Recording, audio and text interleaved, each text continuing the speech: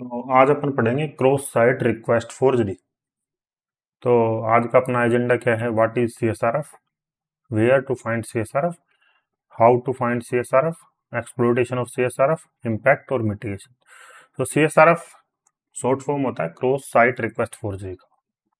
ठीक है, तो CSRF का क्या होता है कि जैसे साइट होता है, कोई भी साइट है, वहां पे अपन ने अकाउंट बनाया और अकाउंट बनाने के बाद वहाँ पे काफ़ी सारे फीचर होते हैं, जैसे अपडेट ईमेल होता है, अपडेट यूज़र नेम होता है, अपडेट लास्ट नेम होता है, और अकॉर्डिंग टू मतलब अलग अलग साइट्स की अलग अलग फंक्शनलिटी होती है। काफ़ी सारी मतलब काफ़ी सारी चीज़ें अपन वहाँ पे अपडेट कर सकते हैं। अपडेट प्रोफाइल पिक्चर होता है, या फिर मान लो बैंक है तो बैंक में अपन फंड ट्रांसफ़र वगैरह करते हैं, या फिर अपन अब मान लो अपनी प्रोफाइल में और यूज़र ऐड कर सकते हैं तो वो ऐड यूज़र फंक्शनलिटी है। तो इन सब चीज़ों पे अपन CSRF ट्राई कर सकते हैं। तो CSRF का मतलब ये होता है कि कोई रिक्वेस्ट है तो उस रिक्वेस्ट पे कोई वो नहीं है कि मतलब वो रिक्वेस्ट कहाँ से जनरेट हो रही है, तो उस पर कोई इश्यू नहीं होता वेबसाइट को। तो उस वजह से अपन CSRF अटैक परफॉर्म कर पाते हैं। मान लो कि जैसे कोई साइट है, मान लो SBI बैंक.com है और यहाँ पे मेरा अकाउंट है मान लो, ठीक है। और इस पे मैं ऐड यूज़र कर सकता हूँ भाई, मैं ऐड यूज़र मेरे अकाउंट में कर सकता हूँ कि वो यूज़र मनी ट्रांसफ़र वगैरह भी कर सकता है, ठीक है। तो ये ऐड यूज़र फंक्शनलिटी है वहाँ पे। मैंने अकाउंट बनाया, लॉगिन किया, और लॉगिन करने के बाद वहाँ पे मैं क्या ऐड यूज़र कर सकता हूँ, डिलीट यूज़र कर सकता हूँ। तो वो ऐड यूज़र है, कैसे मान लो कि ऐड यूज़र है, वो CSRF अटैक वहाँ पे कर सकते हैं। तो उसमें क्या होता है कि मैं एक HTML बनाऊंगा, ठीक है, और एक इस HTML में कोड रख दूंगा पूरा, और इसको किसी एक वेबसाइट पे रख दूंगा, मान लो मेरी वेबसाइट पे रख दूंगा, या फिर मैं देखूंगा कि वो यूजर मोस्टली कहाँ पे जाता है।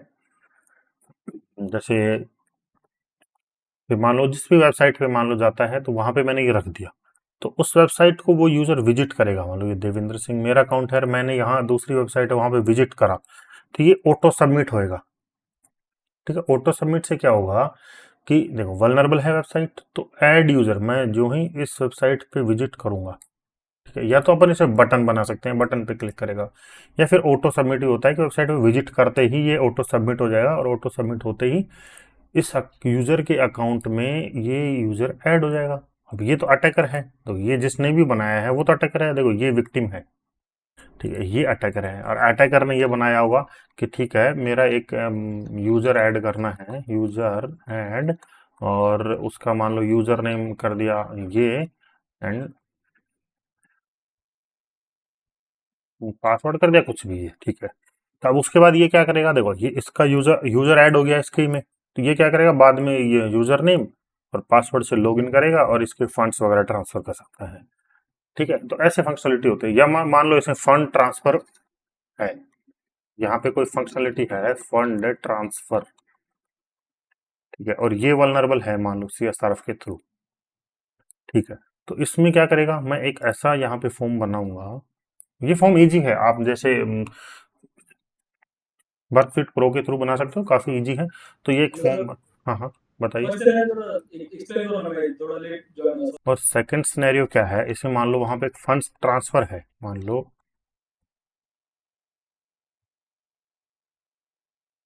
फंड ट्रांसफर मैकेनिज्म होता है, देखो बैंक में नॉर्मल फंड ट्रांसफर होता ही है। तो ये फंड ट्रांसफर है, अपन एक अकाउंट से दूसरे अकाउंट में पैसे ट्रांसफर कर रहे हैं, और वो मान लो वहां पे ये वल्नरेबिलिटी है CSRF की। तो वो कैसे वो ढूंढेंगे, वो सब चीजें आगे बताने वाले, मैं आपको एग्जाम्पल सिनेरियो दे रहा हूँ कि चीजें कैसे काम कर सकती है, ठीक है। तो फंड ट्रांसफर एक मैकेनिज्म है मान लो वेबसाइट पे, और फंक्शनलिटी है। तो वहां पे क्या कर सकता है ये अटैकर मान लो, और वो CSRF से वल्नरेबल है, तो ये क्या करेगा कि ये करेगा कि ठीक है, जब इस पे ये आए ट्रांसफर 1000 फ्रॉम,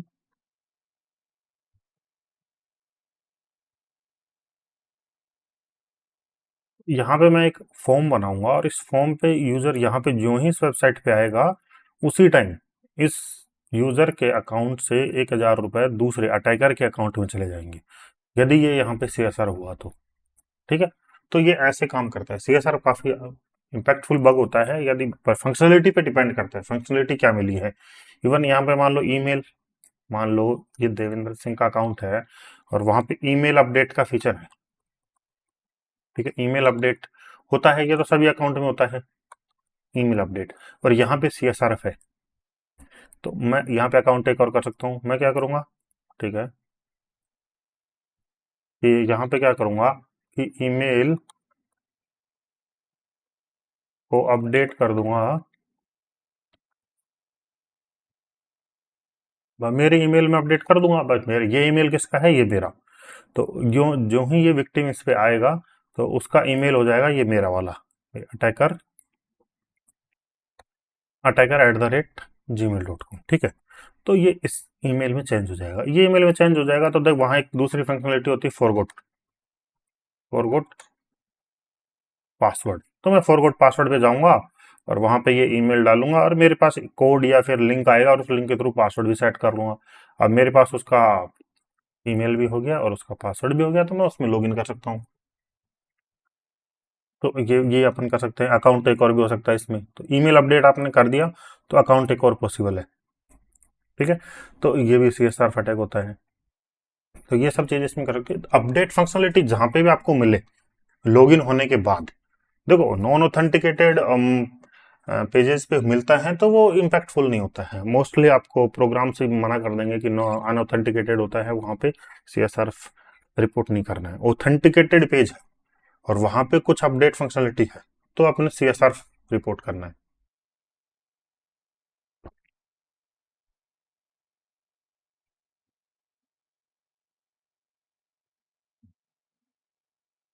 ठीक है। तो पहले अपने को पता करना है सोप सेम ओरिजिन पॉलिसी के बारे में, फिर उसके बाद अपन बात करेंगे किसी को।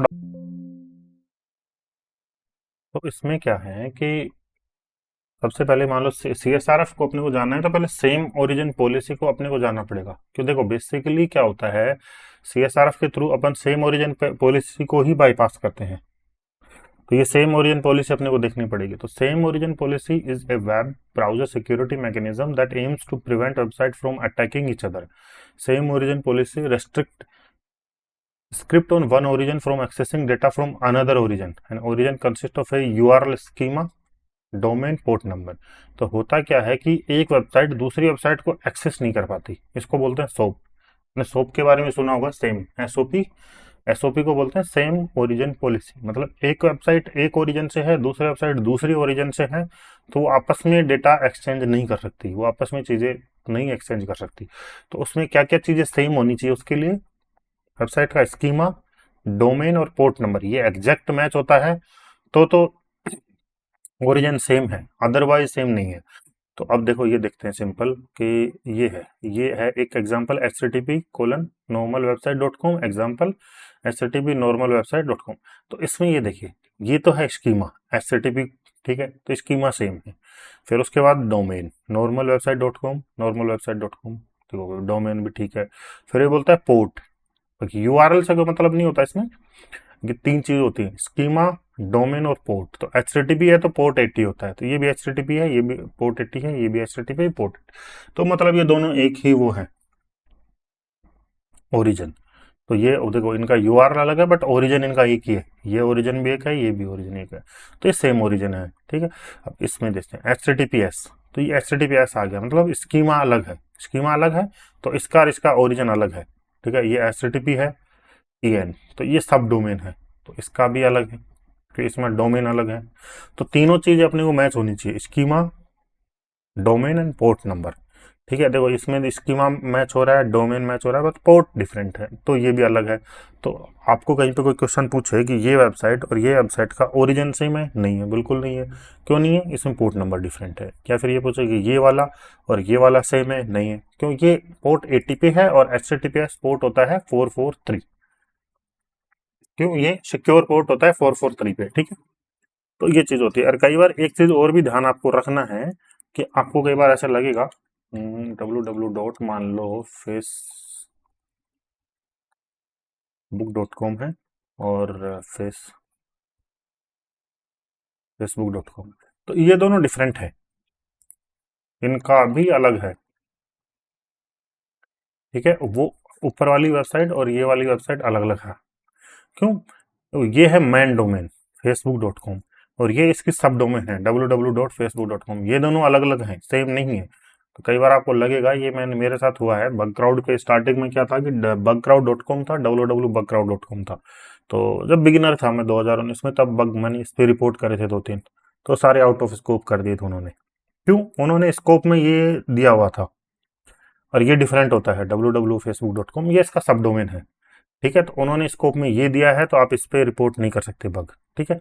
तो इन दोनों का वो क्यों है, क्योंकि आपको तो क्लियर दिख रहा है ये सब डोमेन है। तो अपने को देखो, स्टार्टिंग में बिगिनर होते हैं तब अपने क्या लगता है कि www, और ये वाला मैन वेबसाइट है, ये वाला मैन नहीं है, मैन वेबसाइट ये है, और ये इसका सब डोमेन है, ठीक है। ये भी आपको ध्यान रखना है, ठीक है, ये दोनों अलग अलग है। तो CSRF क्या होता है? तो cross site request forgery, also known as CSRF, is a web security vulnerability that allows an attacker to induce users to perform action that they do not intend to perform. It allows an attacker to partially circumvent the same origin policy, which is designed to prevent different websites from interfering with each other. तो ये मैंने बताया था अभी कि ये user है, ये ईमेल अपडेट नहीं करना चाहता, बट ये यहाँ पे इसने अटैकर की वेबसाइट पे आया, इसका ईमेल अपडेट हो गया, मतलब ये करना नहीं चाहता था, बट ये इस बग की वजह से हो रहा है। मैंने फंड ट्रांसफर बताया था, फंड ट्रांसफर कर सकता है, ऐड यूजर हो सकता है, और फंक्शनलिटी काफी सारी हो सकती है, यूजर नेम चेंज हो सकता है, तो वो सब चीजें इसमें हो सकती हैं। इसलिए करना नहीं चाहता, बट इस बग की वजह से हो सकता है। इसको ये CSRF बग बोलते हैं हम, कि यूजर को ऐसे एक्शन परफॉर्म करना जो वो नहीं करना चाहता है, वो इस बग की वजह से होता है, ठीक है। कि that allows an attacker to induce users to perform action that they do not intend to perform, मतलब वो नहीं करना चाहते, बट इस बग की वजह से वो एक्शन परफॉर्म हो सकते हैं। वेयर टू फाइंड, ये मैंने आपको बता दिया है कि आपको अपडेटिंग ईमेल पे कर सकते हैं, अपडेट नेम पे कर सकते हैं, अपडेट लास्ट नेम पे कर सकते हैं, एड्रेस मान लो उस वेबसाइट पे है तो अपडेट एड्रेस पे हो सकता है, मान लो वहाँ पे पेन, मतलब वो कार्ड्स और क्रेडिट कार्ड ऐड हो रहे हैं तो अपडेट क्रेडिट कार्ड पे हो सकता है, या फिर अपडेट ईमेल पे हो सकता है, या फिर मैंने बताया था ऐड यूजर फंक्शनलिटी है तो ऐड यूजर पे हो सकता है, या फिर अपडेट प्रोफाइल पिक्चर पे हो सकता है, या फिर वेबसाइट की फंक्शनलिटी काफ़ी सारी होती हैं। तो अपडेट कुछ भी हो रहा है, कुछ भी, तो वहां पे ये आप ट्राई कर सकते हो। क्यों? आपने वो अटैक फाइंड आउट करा तो आप दूसरे यूजर का वो अपडेट कर सकते हो इस बग के थ्रू। मान लो आप अपडेट नेम पे आपको ये बग मिला, तो आप उससे क्या कर सकते हो कि दूसरे यूजर का नेम अपडेट कर सकते हो इस बग के थ्रू, ठीक है। तो we are to find out clear है। तो अब ये करना है way how to find SSR। तो सबसे पहले अपने को इसमें क्या करना है, फर्स्ट कंडीशन अपनी क्या होनी चाहिए कि ये चेक करना है CSRF टोकन या ऑथराइजेशन हेडर वहां पे है या नहीं है, ठीक है। यदि वो नहीं है तो क्लियर है कि वहां पे CSRF अटैक हो सकता है, ठीक है। ये दोनों ही नहीं है, या फिर कुछ भी ऐसा कोई भी टोकन या फिर ऐसा टोकन नहीं है जो अपन वहां पे नहीं बना सकते, ठीक है, ये सब नहीं है तो वो CSRF है। फिर ये है, मान लो CSRF टोकन वहां पे है बट उसको वैलिडेट नहीं कर रहे हैं, तो ये बग होता है, ठीक है। या फिर मान लो ये भी नहीं है, ये भी नहीं है, रेफरर हेडर है, उसको वो वैलिडेट नहीं कर रहे हैं, तो ये बग है। तो तीन चीज अपने को देखनी है, CSRF टोकन, ऑथराइजेशन हेडर यदि है तो उनको वैलिडेशन देखना है, रेफरर हेडर चेक करना है, रेफरर हेडर भी वैलिडेट नहीं कर रहे तो फिर वहां पे कंफर्म CSRF है, और उसका फिर अपन यूज वर्क कर लेंगे जनरेट CSRF को POC, ठीक है। तो इसको अपने कैसे देखना है, ये लैब्स हैं अपनी, तो काफ़ी अच्छी लैब्स हैं, आप यहाँ पे ट्राई कर सकते हो। CSRF vulnerability with no defense।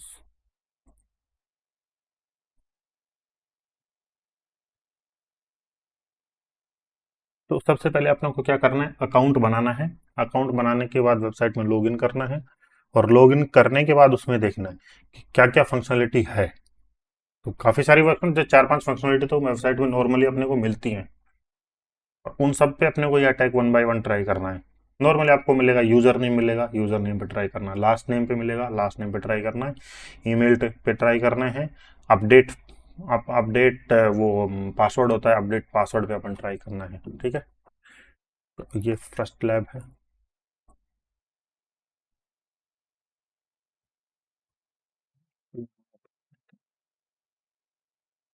तो लॉगिन कर लेते हैं, तो देखो ये अनऑथेंटिकेटेड है अभी तक, तो अभी यहाँ पे अपन कुछ बग निकालेंगे कि मान लो यहाँ पे CSRF है, तो CSRF करके यहाँ पे क्या ही करोगे, मतलब कुछ इम्पैक्ट नहीं है, दूसरे यूजर का आप कुछ कर नहीं सकते इससे ज्यादा।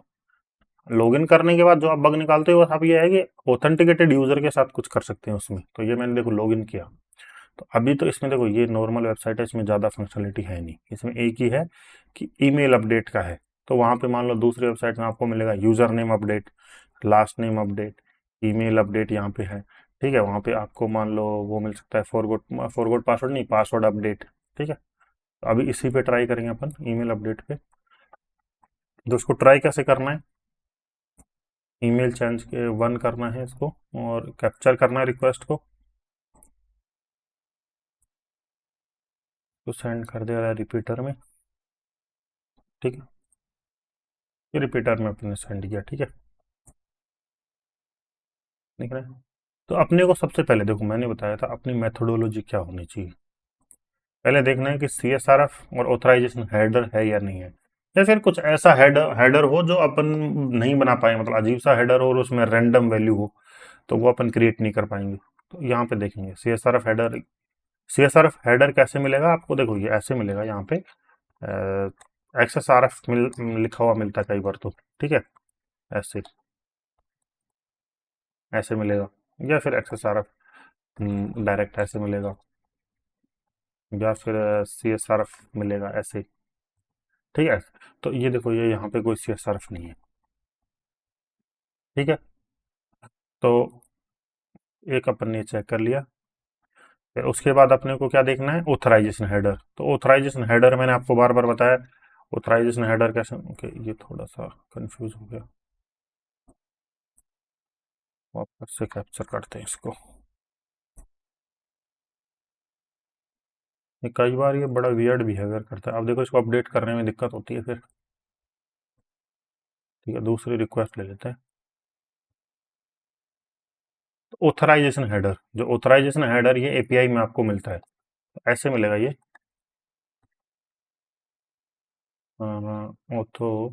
ऑथोराइजेशन, और यहाँ पे आपको मान लो बियरर टोकन मिल जाए,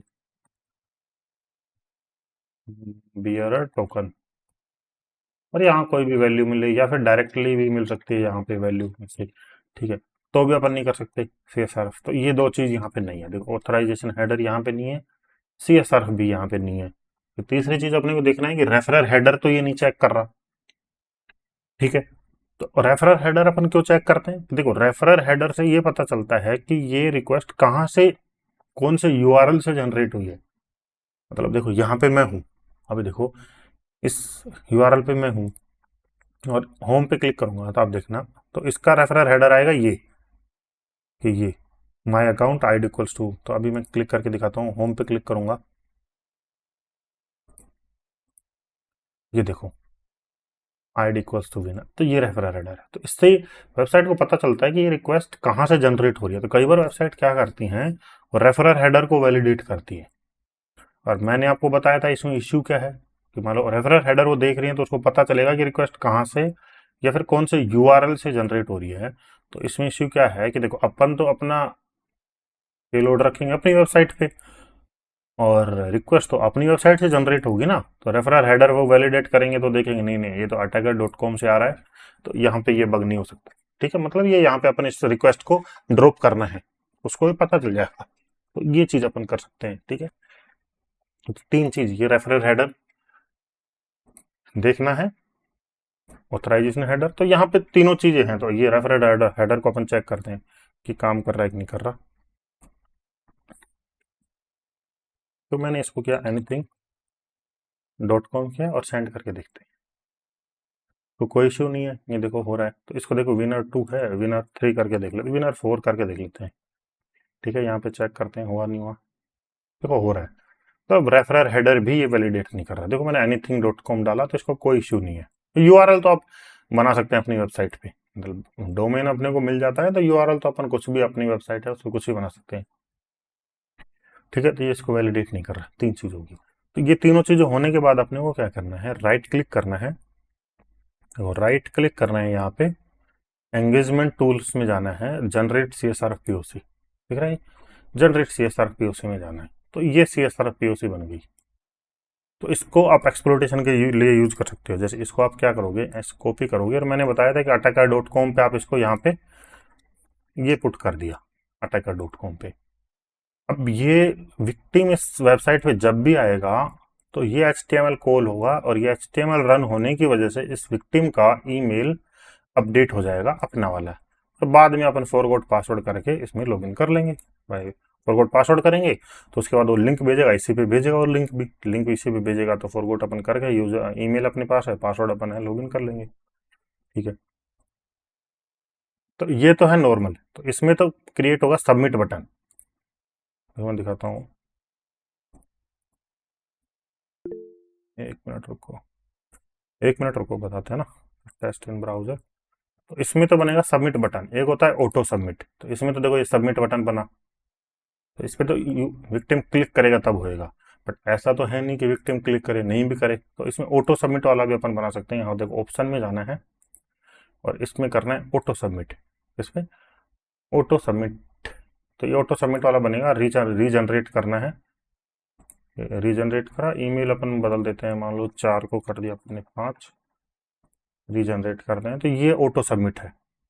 तो इसमें क्लिक नहीं करना होगा, ये अपने आप होएगा। देखो मैं यहाँ पे करूंगा पेस्ट, और पेस्ट करने के बाद लास्ट टाइम मैंने क्लिक करा था, अब देखो मैं क्लिक नहीं कर रहा हूँ और ये अपने आप हो रहा है। ये देखो अपने आप क्लिक हो गया है।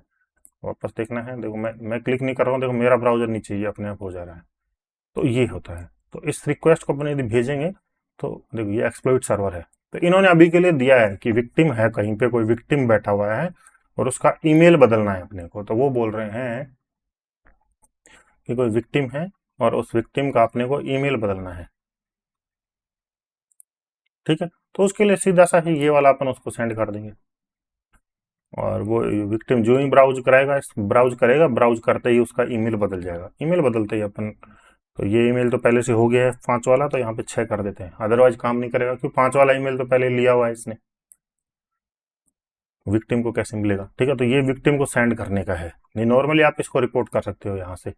इसका अपने को क्या करना है, ये POC आप भेज सकते हो रिपोर्टिंग के लिए, और एक वीडियो बनाओगे कि ठीक है मैंने ये किया, यहाँ पे सेट किया, और उसके बाद ये देखो ऑटोमेटिकली अपडेट हो रहा है। तो इसमें 2 यूजर क्रिएट करने अपने को, एक यूजर 1 और यूजर 2। तो आप क्या करोगे, यूजर 1 से तो करोगे जनरेट CSR POC। देखो कैसे करना है मैं बताता हूँ आपको। लाइव पे अपने को करना है क्रिएट यूजर 1, क्रिएट यूजर 2। अपने को क्या करना है, इस यूजर पे गए आप और इसमें ईमेल पे आए, ईमेल अपडेट पे। ठीक है, तो आपने यहाँ पे देखा कि हाँ यहाँ पे CSR हो सकता है यहाँ पे। ठीक है, तो आप यहाँ पे क्या करोगे, इस रिक्वेस्ट को, ईमेल अपडेट वाले रिक्वेस्ट को लोगे। ठीक है, और इसे जनरेट CSR POC करोगे और यूजर 2 पे जाओगे। ये दोनों अलग अलग ब्राउजर में है, यूजर 1 अलग ब्राउजर में है, यूजर 2 अलग ब्राउजर में है। तो इस पे आप जनरेट CSR POC करोगे, यूजर 2 वाले पे आप करना है। और उस पे यदि इसका ईमेल अपडेट हो गया है तो इस पूरे का अपने को वीडियो बनाना है और वीडियो सेंड कर देना है, इजी है। ठीक है, इतने में ये हो जाएगा। ठीक है, अब ये मैं इसको सेंड करता हूँ। ठीक है, देखो लैब सोल्व हो गया है। ठीक है, तो ये ऐसे होता है। तो अपने को नॉर्मली देखो यही चीजें करनी है, दो यूजर बनाने हैं। तो मान लो ये यूजर है एक, तो इसको क्या करना है, तो मैं वापस से पूरा देखता हूँ, बताता हूँ आपको कि देखो ये यूजर 1 है मान लो। तो आपको क्या करना है, ईमेल अपडेट पे डालना है पहले। मैंने इसको 5 7 किया, रिक्वेस्ट कैप्चर की। ठीक है, रिक्वेस्ट कैप्चर करते टाइम मान लो राइट क्लिक करा, गिजमेंट टूल, जनरेट CSR POC। ठीक है, ऑटो सबमिट वाला लिया, टेस्ट इन ब्राउजर में करोगे कॉपी। और देखो ये था यूजर 1, और मान लो कहीं दूसरे वाले इस वाले ब्राउजर पे आपने यूजर 2 लॉगिन किया हुआ, तो इसको यहाँ पे पुट करना है जस्ट ऐसे। और यहाँ पे इस वाले यूजर का ईमेल बदल गया तो बग है।